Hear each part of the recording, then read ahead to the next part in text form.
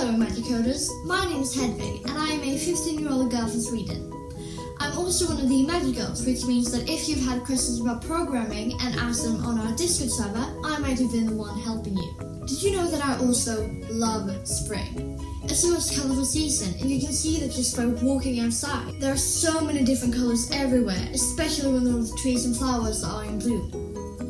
Today I saw many beautiful colours and I would actually like to share them with all of you in the imagiGirl community.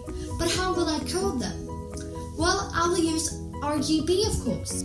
If you didn't already know, RGB stands for red, green and blue, and it's an additive model, which means that red, green and blue can be added together to make many different colours, sort of like mixing paint, but for computers.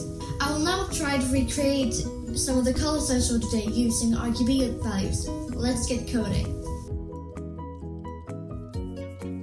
Now that I'm done with my code, it's time to see how the colours turn out on my charm. Wow, they actually look so good.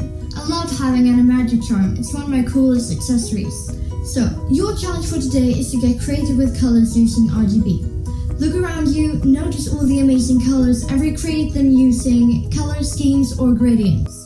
If you want more details and explanations, head on over to the challenge notion page.